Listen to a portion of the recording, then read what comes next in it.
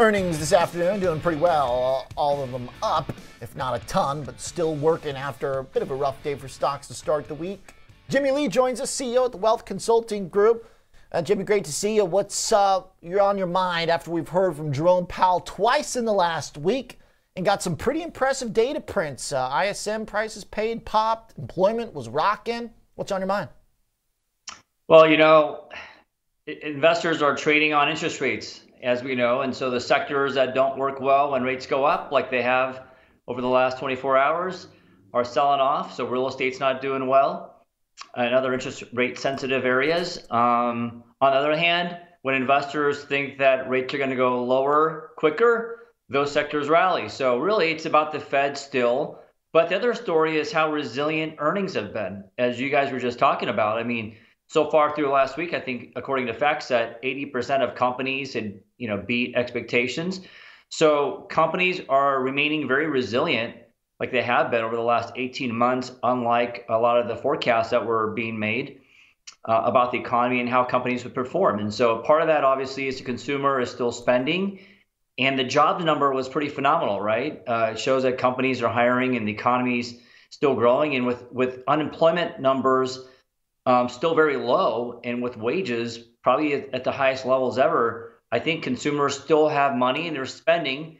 That could change, though. And so I think the psychology, though, behind that is that more consumers today, I think, are a little bit more confident about the economy and the markets than they were before. But certainly we're still seeing companies being very cautious with layoffs. You're hearing from certain companies in certain sectors, just like we heard kind of at the beginning of last year. Okay. When you're building out portfolios for clients and you're thinking about what to be allocated in, does it still generally favor U.S. stocks? It does, but I think there might finally be a shift to, overseas equities. And a lot of that has to do with the strength of the dollar. And so as rates fall, and if the dollar but goes down, and we get a little bit of a trend in that way. And if Europe doesn't fall too far into recession in other or specific areas, then I think that money can flow from, cash, all the trillions of dollars sitting in cash, and not just hit the U.S. markets, but the overseas markets. With that being said, I think that we don't think that we have a recession coming this year, which, again, I know that a lot of the people that were predicting that for last year are kicking the can down the road into this year. But we don't think that's going to happen. And I think that the Fed is going to orchestrate their landing. How soft it is, we'll see. But I think companies will remain resilient this year and consumers will still spend. And so we think cyclical sectors actually will do well. Small caps and international, relatively speaking, might end up doing a little bit better than before. And we think that the market breadth will be better as well, like we saw in November of last year. Okay. When you hear this, I don't know if you've heard, but I hear a lot of people talk about the cash on the sidelines, the kind of T-bill and chill trade from the last couple of years that might be ready to work its way into more risky assets. What do you sense in your interaction with clients, Jimmy? Is there a lot of free cash, or has it been deployed? No, there's a lot of free cash. I think investors, mass affluent on up, high net worth and extremely high net worth people have a lot of cash sitting on the sidelines. And a lot of people went for that trade, which I was saying was a sucker trade for your long-term money, that is, Oliver, not for your short-term money sitting in deposit accounts that were not earning interest, but people that were pulling money out of stocks because they were fearing a recession and a market sell-off last year. It didn't materialize, as we know. And I feel bad for those people because market timing, once again, for the retail investor is very difficult. And I think if you think back to 2022, which was a very tough year for stock and bond investors, most of those people, if they just left their money alone over that 2-year period through last year, would have been pretty close to break even probably.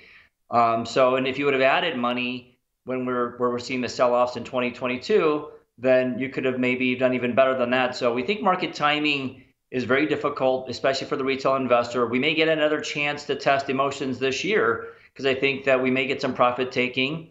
Stocks are a little bit pricey.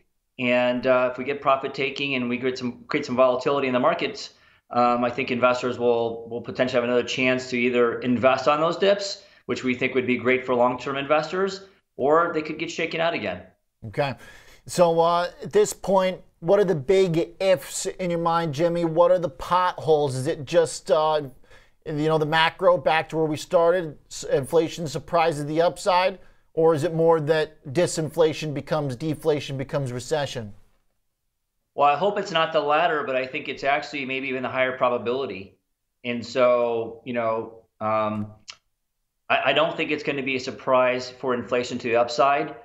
We may get, the neutral rate maybe is a little bit higher than what I would like to see it being, but the economy is very resilient. And there are certain sectors in the economy, as we know, that suffer from higher rates. And business is definitely a little bit slower because of that. But I think that, once again, if the Fed does lower rates, maybe somewhere in the median of what people are predicting, I think that this year will probably be okay for assets such as stocks and bonds. I think this year would be a great year to have money in bonds, as definitely interest rates will be a tailwind for investors and not the big, huge obstacle that it's been for the last few years. All right. Hey, Jimmy, correct me wrong. You based out in Vegas out there? I am. I'm here for the Super Bowl. All right. Been to that Sphere yet? I have not been, but I've had many, many friends tell me about how wonderful it is. I can see it from my backyard.